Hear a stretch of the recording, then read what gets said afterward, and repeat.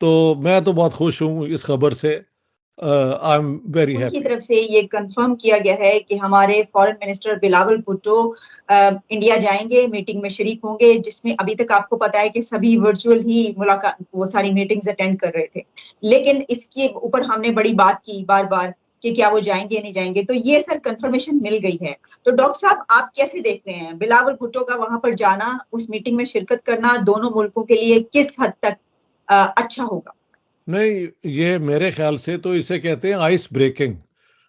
और ये एक पाकिस्तान का फैसला बहुत मैच्योर, बहुत रियलिस्टिक, अपने हालात को असेस करने के बाद कि हमारा इंडिया के साथ सिर्फ कॉन्फ्रंटेशन ने हमें बैंकरप्ट कर दिया है, हमारा सियासी निज़ाम भी उसी के इर्द गिर्द इंडिया सेंट्रिक होता है।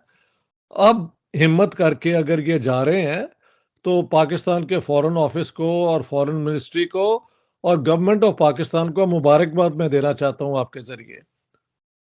तो ये अच्छा कदम है। बिलावल भुट्टो जरदारी के लिए भी एक सबक जिंदगी में होना चाहिए कि when you are the foreign minister you are our leading diplomat. तो अपनी जुबान, अपने अल्फाज तोल के और सोच के बोलने चाहिए।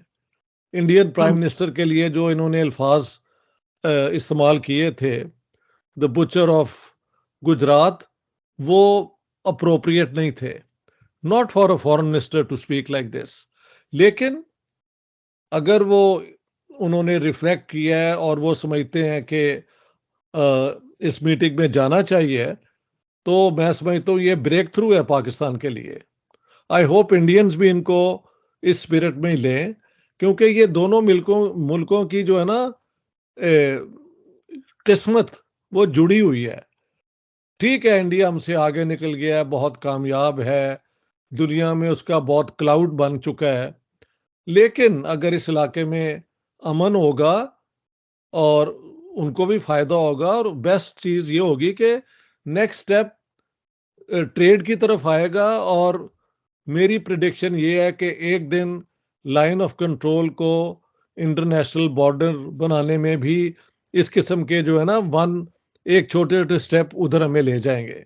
अच्छा डॉक्टर साहब, इसमें ये भी बात है कि बिलावल भुट्टो का ये पहला दौरा होगा इंडिया का, जी। मेडन विजिट होगा। अच्छा, इसमें आप ये जानते हैं कि इससे पहले जो भी लोगों ने शिरकत की है उसमें कुछ हमारे कॉन्फ्लिक्ट्स भी क्रिएट हुए हैं, जैसे कि आपको बात भी हुई इस पे कि एक मीटिंग के दौरान एक मैप जो कश्मीर का दिखाया गया तो उसके ऊपर बुरा मनाया गया, दूसरी तरफ से फिर यहाँ के लोगों ने बोली मीटिंग छोड़ दी, ये इस तरह के। तो एक सबसे बड़ा जो खदशा महसूस किया जा रहा है वो ये है कि क्या बिलावल भुट्टो वहां जब पे जा रहे हैं तो कोई कॉन्फ्लिक्ट तो नहीं जन्म लेगा। और इसमें सर एक और बड़ा सवाल ये है कि क्या ये होगा कि वो कश्मीर का नाम नहीं लेंगे या वो लेंगे? ये तो अब उन पे ही देखना है कि अगर उन्होंने पाकिस्तान के केस का सत्यानाश करना है तो फिर ये हरकतें जाके वो जरूर करें। हाँ जी। अगर पाकिस्तान दुश्मनी एक हमारे फॉरेन मिनिस्टर की पॉलिसी है तो यही है, क्योंकि उससे फर्क तो नहीं पड़ेगा कश्मीर पे शोर मचाने में और वहाँ के प्राइम मिनिस्टर को इस तरह इन अल्फाज में बोलने के। इन सब चीज़ों का it is zero gain for Pakistan. लेकिन अगर वो वहाँ पे जाके कोऑपरेट करें और इंडियन भी उन्हें वो इज्जत दें, क्योंकि आफ्टरऑल वो पाकिस्तान के फॉरेन मिनिस्टर हैं, तो डिप्लोमेसी में ये बातें हो जाती हैं। इसे कहा जाता है कि आप इनटेम्परेट जुबान आपने इस्तेमाल कर दी है, जज्बात में आके, लैक ऑफ एक्सपीरियंस में, और एक ओवर एम्बिशियस होने में। तो या ये अपना बिलावल जरदारी भुट्टो के लिए, भुट्टो जरदारी के लिए ये एक ग्रूमिंग प्रोसेस भी हो सकता है कि बात करने का तरीका, पॉलिटिकली एक चीज को हैंडल करने का रिस्पॉन्सिबिलिटी अब उनके पास होगी एज फॉरेन मिनिस्टर। ठीक है। लेकिन अगर वो वहां पे जाके झगड़ा करेंगे और ये, तो it means he is there to spoil Pakistan case. सिर्फ मैं ये जानता हूं अगर वो ये जाके करेंगे, क्योंकि कश्मीर का इशू वहां पे एजेंडे पे तो नहीं है। हाँ जी। तो उसको रेज करने का क्या तुक है? I don't understand that. लेकिन तो डॉक्टर साहब ऑल वो तो जी वो तो आप सही करें कि एजेंडे में नहीं है, लेकिन आपको पता है कि ये कैसे मुमकिन है कि पाकिस्तान इंडिया के में जाके कोई बात करे किसी स्पीच में और उसमें कश्मीर का नाम, यानी मुझे अपने तौर पर ऐसा लग रहा है कि ऐसा मुमकिन नहीं है कश्मीर का नाम होगा, लेकिन मैं इसीलिए आपसे रहनुमाई चाह रही हूँ कि क्या इस तरह का जो है वो ये होगा जी या नहीं। जी, वो नई वाली जो पॉलिसी है वो इतने सालों का अब रिजल्ट भी तो आ गया है ना।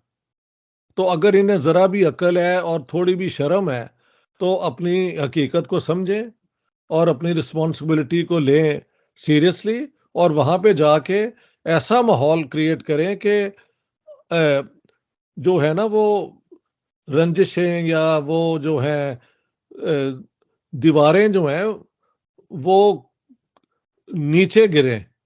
हाँ जी, एकदम तो नहीं होने लगा, लेकिन ये फर्स्ट स्टेप तो है ना, तो अभी पता लग जाएगा। देखें इनके जो नाना हैं वो तो गए थे आगरा में, सॉरी शिमला 1972 में, और 93-94,000 पीओडब्ल्यूज पाकिस्तान के उन्होंने इंदिरा गांधी जी के साथ मिलके उनको रिलीज करवा लिया था। तो अगर वो उस ट्रेडिशन में जाएंगे, इन अ फ्रेंडली ट्रेडिशन, तो पाकिस्तान को फायदा है। अगर वहां जाके इंडियंस को प्रोवोक करेंगे, तो ये पाकिस्तान के इंटरेस्ट में बिल्कुल नहीं है। ये मैं कहना चाहता हूँ। कश्मीर का वहां पे कोई इशू नहीं है। He should keep that out of the discussion at that conference. Shanghai cooperation वालों की है ना, जहाँ कोऑपरेशन की बात होती है वहां झगड़े की बात तो नहीं ना होनी चाहिए।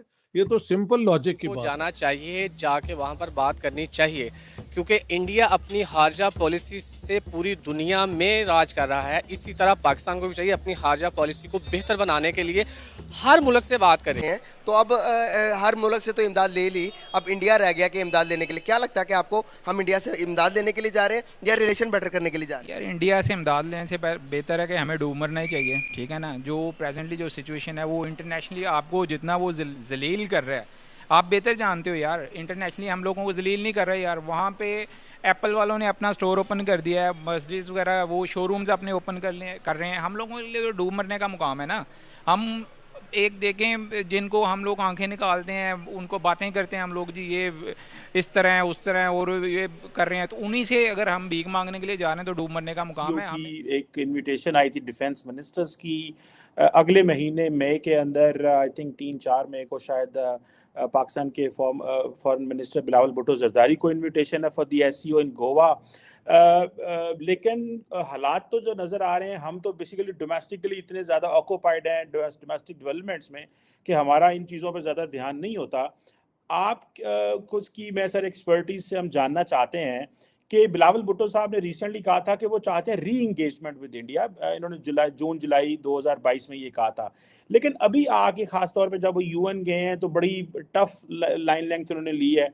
ऑब्वियसली इंडिया की तरफ से भी डॉक्टर जयशंकर ने भी बड़ी टफ लाइन ली है। आप क्या समझते हैं सर, बिलावल भुट्टो जरदारी को इंडिया जाना चाहिए? पीपल्स पार्टी की पुरानी पॉलिसी तो ये है कि ये तो जाते हैं, तब आप फॉरेन सर्विस में थे। सो लास्ट जो इंडिया से बड़ा डेलीगेशन आया मोदी साहब का, आपने उसको रिसीव किया एंड ऑल दैट। अब आप कैसे देखते हैं सर इन चीज़ों को कि बिलावल साहब के लिए क्या क्या अपॉर्चुनिटीज़ है वहाँ पे जाने में, और अगर नहीं जाते तो क्या नुकसान हो सकता है पाकिस्तान का? How do you see this sir? जी शुक्रिया चीमा साहब। ये जो तंजीम है शंघाई कोऑपरेशन ऑर्गेनाइजेशन एससीओ, ये एक उभरती हुई तंजीम है और बड़ी तेजी से फ़ाल हो रही है। अगर आप देखें तो इसके जो रूस, चीन, सेंट्रल एशियंस, पाकिस्तान, इंडिया, अगर इनको मिलाएं तो 40% दुनिया की आबादी जो है वो इस खित्ते में बसती है। इसका जो जीडीपी है वो तकरीबन 1/4 है दुनिया के जीडीपी का। तो ये एक बहुत ही अहम तंजीम है जिसके अंदर पाकिस्तान अपनी मर्जी से उसमें दाखिल हुआ और अपना अच्छा किरदार भी अदा कर रहा है। अब रोटेशन में वो चेयर एससीओ की हिंदुस्तान के पास आई है और जिसकी वजह से हिंदुस्तान में मीटिंग्स कन्वीन हो रही हैं। अभी हाल ही में भी एक मीटिंग नेशनल सिक्योरिटी एडवाइजर्स की हुई थी, उसमें हम नहीं जा सके थे क्योंकि हमारा नेशनल सिक्योरिटी एडवाइजर है नहीं, लेकिन हमने हमारे नेशनल सिक्योरिटी डिवीजन के सेक्रेटरी साहब ने ऑनलाइन यानी वर्चुअल तरीके से उसमें शामिल हुए थे, क्योंकि ये एक एससीओ की मीटिंग थी, ये हिंदुस्तान की मीटिंग नहीं है। उसी मंतक से अब डिफेंस मिनिस्टर्स की मीटिंग है और अगले महीने फॉरेन मिनिस्टर्स की मीटिंग है। दोनों एससीओ की मीटिंग्स हैं, बल्कि इसके अलावा भी और बतेरी मीटिंग्स हैं जो उन्होंने प्लान की हुई हैं। ये सब की सब एससीओ की मीटिंग्स हैं। ये हिंदुस्तान की कोई दो तरफा मीटिंग्स नहीं है। और पाकिस्तान की हमेशा से पॉलिसी रही है कि वो तमाम मल्टीलैटरल मीटिंग्स में शिरकत करता है, और मेरे ख्याल में पाकिस्तान को शिरकत करनी चाहिए।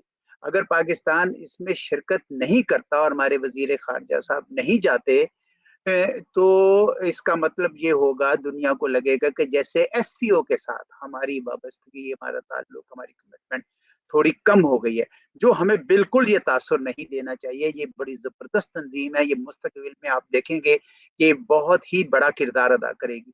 तो ऐसे में पाकिस्तान को जरूर शरीक होना चाहिए ताकि कोई मनफी किस्म के सिग्नल ना जाए। जहां तक इस बात का ताल्लुक है कि दो तरफा ताल्लुकात भारत के साथ और पाकिस्तान के, उसके हवाले से क्या पाकिस्तान के लिए कोई सुर्खी का मकाम होगा? बिल्कुल नहीं। हम तो दो तरफा बुनियादों पर तो मुलाकात वहां पे शायद हो ही ना, और अगर हो भी तो भी पाकिस्तान को कोई मजायका नहीं होना चाहिए। उसकी वजह यह है कि पाकिस्तान की तो पॉलिसी ही ये रही है कि हम डायलॉग के लिए ओपन है, हमें कोई किसी किस्म का तामुल नहीं है, क्योंकि अमन होना चाहिए दोनों हमसायों के दरमियान। इस वक्त अगर कोई ताल्लुकात मुनक़ता हैं तो वो हिंदुस्तान की वजह से हैं। तो पाकिस्तान जब अगर वहां जाता है तो एससीओ में शरीक हो, लेकिन दो तरफा मामलात में आगे बढ़ने की कोई जरूरत नहीं है, क्योंकि हिंदुस्तान इस तैयार नहीं नजर आ रहा। हिंदुस्तान अपने एक एजेंडा पे चल रहा है जिसमें शायद वो ना, लेकिन अगर वो ये समझें कि भाई दो तरफा बुनियादों पर भी इसमें कोई बातचीत होनी चाहिए, तो भाई मेरे ख्याल में पाकिस्तान को उससे इनकार नहीं करना चाहिए। खुद इनिशिएटिव लेने की जरूरत नहीं है, क्योंकि मामला और रुकावट सारी हिंदुस्तान की तरफ से है। एससीओ की तमाम मीटिंग्स में मेरे ख्याल में हमें शरीक होना चाहिए।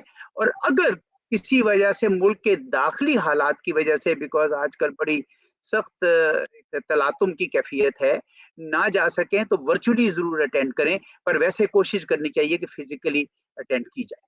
जी बिल्कुल ठीक हो गया कि सर आप तो इसको बड़ा स्ट्रांगली कह रहे हैं, क्योंकि ये बायलैटरल नहीं है, ये मल्टीलैटरल है। और मल्टीलैटरल में ये तो नहीं आएगा कि जी पाकिस्तान वैसे गया है। पाकिस्तान एक अभी तक तो पाकिस्तान वर्चुअली सारा अटेंड किया है।